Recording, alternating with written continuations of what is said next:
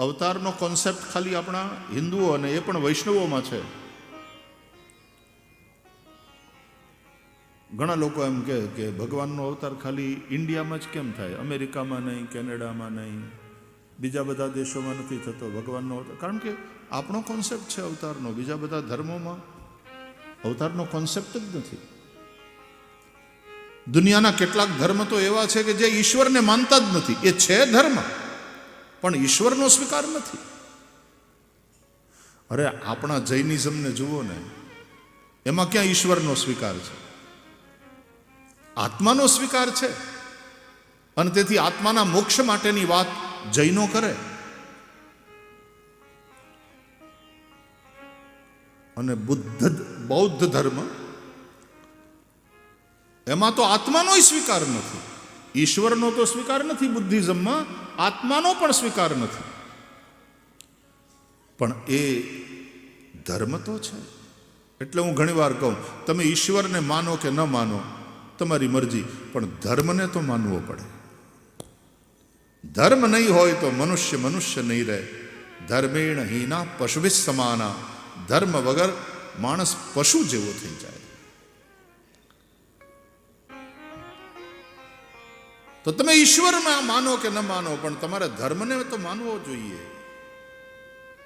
ધર્મમ ભજસ્વ સતતમ. ધર્માચરણ કરો. જેના જીવનમાં ધર્મ નહીં હોય એ મનુષ્ય મનુષ્ય નહીં રહે. અને ધર્મ છે એ પશુ માટે પરમાત્મા માટે નથી, મનુષ્ય માટે છે.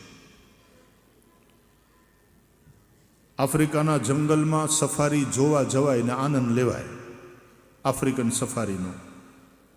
ત્યાં જઈને અમે ભલે ભાગવતકાર હોઈએ, એટલે ત્યાં બધા હણક્યાને ને સિંહને ને ચિત્તાને ને લેપડને ભેગા કરીને એમ ન કહેવાય, કથા સાંભળો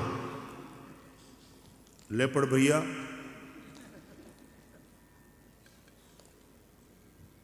હન્ટિંગ વેરી બેડ, ના કરાય. Thou shall not kill. હિંસા સારી વાત નથી. બેન સિંહણ, તું એકાદશીના ઉપવાસ કર, એનાથી તને પુણ્ય થશે. હવે એવું એને સમજાવવા બેહાય? સિંહણને એકાદશી કરાવાય? સિંહણને એકાદશી કરવાનો ઉપદેશ આપવા જાઓ તો એ જ પેલા ખાઈ જાય તમને. એકાદશી પછી પેલા લાવ, સામે આવ્યું છે હીરાવી લો. ધર્મ પશુ માટે નથી, ધર્મ મનુષ્ય માટે છે. કેમ?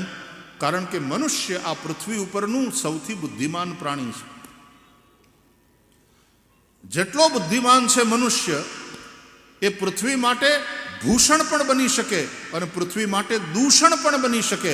જો એના જીવનમાં ધર્મ હશે તો એ ભૂષણ બનશે, ધર્મ નહીં હોય પૃથ્વીને માટે દૂષણ.